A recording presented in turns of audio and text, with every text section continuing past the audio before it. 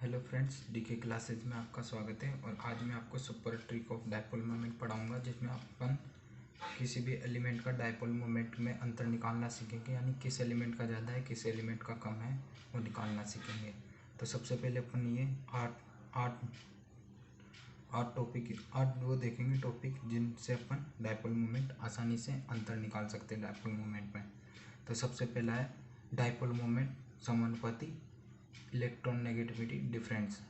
तो dipole moment electron negative difference के समानुपाती होता है। जैसे एग्जांपल लेंगे अपन एक HF,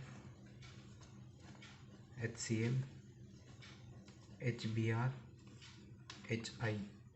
इसमें सबसे ज़्यादा इलेक्ट्रॉन नेगेटिविटी इसकी होती है HF की, फिर HCl की, फिर HBr की। तो सबसे ज़्यादा किसका हो जाएगा? HF का, फिर HCl का, फिर HBr का, फिर HI का। सबसे ज़्यादा इलेक्ट्रॉन नेगेटिविटी डिफरेंस इसमें होता है। तो ये मतलब डायरेक्टली प्रोपोर्शनल है, यानी समानुपाती है, तो इसके मतलब डायरेक्टली प्रोपोर्शनल हो जाएगा। ठीक है ना। अब दूसरा है डायपोल मोमेंट समानुपाती नंबर ऑफ लोन पेयर। जिस एलिमेंट में नंबर ऑफ लोन पेयर ज़्यादा होगा उसका डायपोल मोमेंट ज़्यादा होगा। तो अपन देखते हैं, सबसे पहले देखते हैं अपन H2O और दूसरा NH3। तो H2O में ऑक्सीजन के पास कितने लोन पेयर है? 2। और NH3 के पास कितने हैं? नाइट्रोजन के पास कितने? 1 लोन पेयर। तो इसमें H2O के पास ज़्यादा लोन पेयर है, तो H2O का डायपोल मोमेंट ज़्यादा हो जाएगा। ठीक है ना। अब अपन नेक्स्ट टॉपिक पे आते हैं। कौन सा है?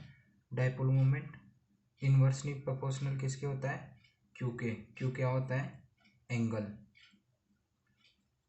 होता है। अगर किसी भी उसमें एंगल ज़्यादा होगा किसी भी एलिमेंट में, तो उसका क्या हो जाएगा? डायपोल मोमेंट कम हो जाएगा। तो सबसे ज़्यादा मतलब ऑर्थो, मेटा, पैरा, 3 तरह के एलिमेंट होते हैं। तो पैरा में एंगल कितना होता है? 80 डिग्री, 180 डिग्री। और मेटा में 120 डिग्री होता है। ऑर्थो में 60 डिग्री होता है। तो सबसे ज़्यादा मतलब इन्वर्सली प्रोपोर्शनल है, तो सबसे कम किसका हो जाएगा? पैरा का हो जाएगा मतलब, और फिर उससे ज़्यादा मेटा का हो जाएगा, सबसे ज़्यादा ऑर्थो हो जाएगा। इस प्रकार से अपन इनमें भी अंतर निकाल सकते हैं। अब आते हैं dipole moment of homo atomic molecules. Homo atomic molecules जैसे N2H2O2। तो इस प्रकार इसका अपन को याद रखना है कि जितने भी होमो एटॉमिक मॉलिक्यूल्स हैं उनका डायपोल मोमेंट हमेशा 0 होता है। ठीक है ना। अब अपन आते हैं मॉलिक्यूल हैविंग ज्योमेट्री। अगर किसी भी मॉलिक्यूल की ज्योमेट्री लीनियर, ट्राइगोनल, टेट्राहेड्रल है, तो उसका मतलब उसका डायपोल मोमेंट हमेशा 0 होगा। जैसे BX3, CH4, CCl4, SiCl4, PCl3, इनकी सबकी ज्योमेट्री या तो लीनियर है, या ट्राइगोनल, या टेट्राहेड्रल है, तो इनका डायपोल मोमेंट हमेशा 0 होगा। ठीक है ना। अब नेक्स्ट पे आते हैं अपन molecule in which central atom having lone pair और ज्योमेट्री। ठीक है ना। इसका मतलब क्या है? अगर कोई भी मेटल है, मॉलिक्यूल है, उसके सेंट्रल एटम के पास लोन पेयर है, या उसकी ज्योमेट्री पायरामिडल या सीसॉ है, तो उसका डायपोल मोमेंट हमेशा मतलब कभी भी 0 नहीं होगा, है ना। तो ये अपन को याद रखना है। अब dipole moment of cis alkene, trans alkene. हमेशा सिस एल्केन का डायपोल मोमेंट ट्रांस एल्केन से ज़्यादा होगा।